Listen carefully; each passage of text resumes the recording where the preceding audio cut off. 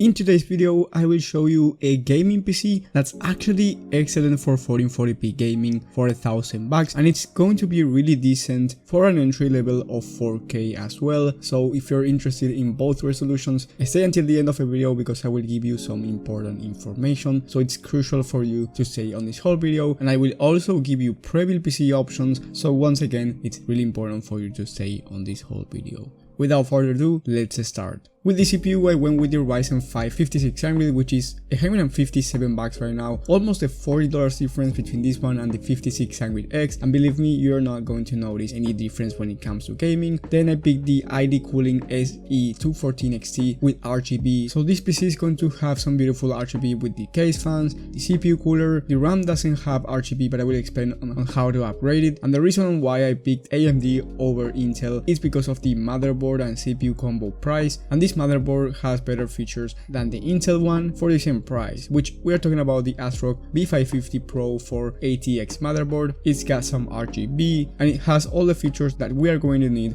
for gaming. It also has more slots for storage, so if you want to increase your SSD down the line, you can do it pretty easily. Then for the memory kit, we have the Silicon Power Gaming 16 gigs of RAM on dual channel, of course, 2x8 3200MHz CL16 memory. Like I always say on my videos, this is all that you're going to need for gaming. Now if you're doing content creation and other stuff, then you may want to go for 32 gigs, but this is a gaming PC, so 16 gigs will do it without any problem. Now if you want RGB for around $14 extra, you can get an RGB kit if that's what you want, but if you want the best performance for the best price, this one is definitely your best option.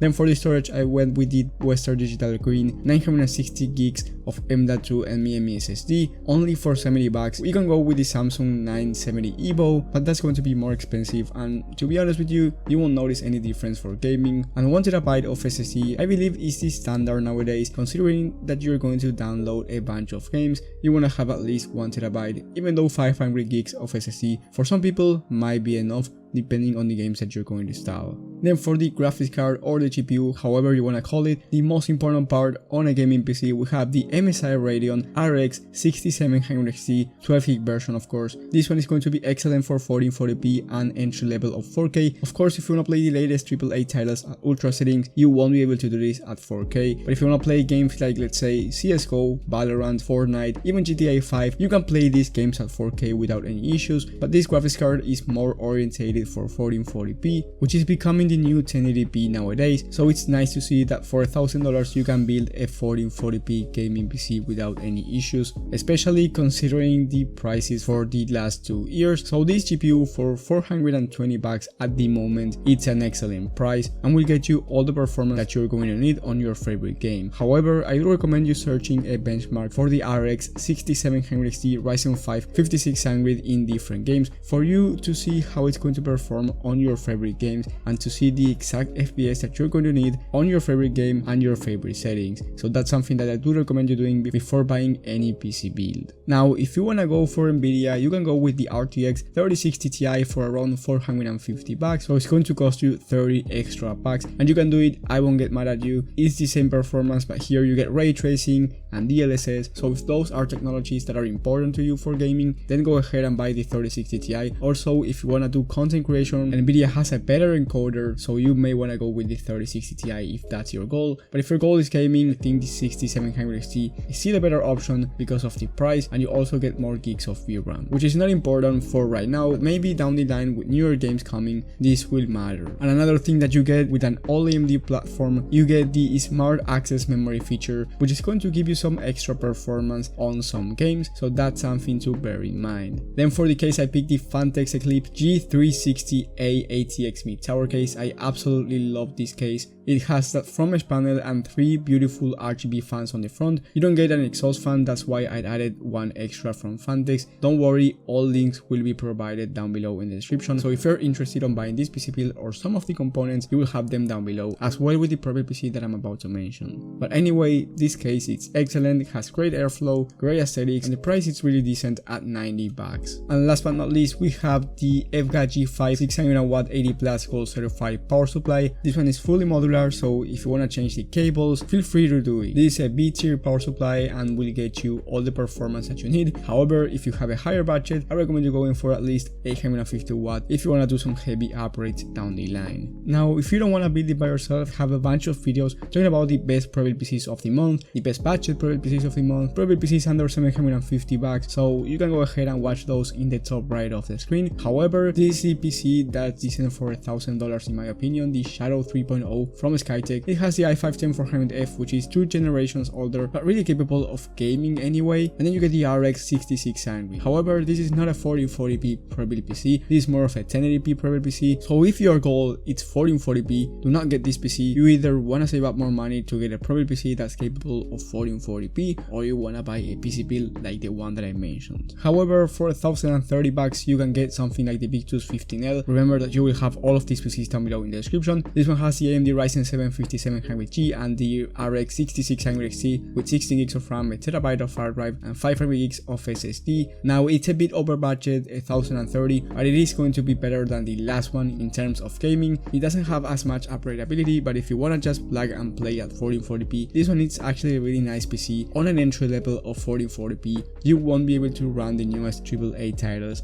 on ultra settings at high frame rate, but it's still a nice PC for 1440p, so this is the one I recommend. If you don't really care about upgradability and you don't want to build it by yourself, you just want to plug and play, I think that this one is your best option. If you found this video helpful, leave a like and subscribe, but most importantly, hit that bell button so you get notified when I upload this type of content. Thank you guys for watching, thank you for the support, and I will see you on the next one.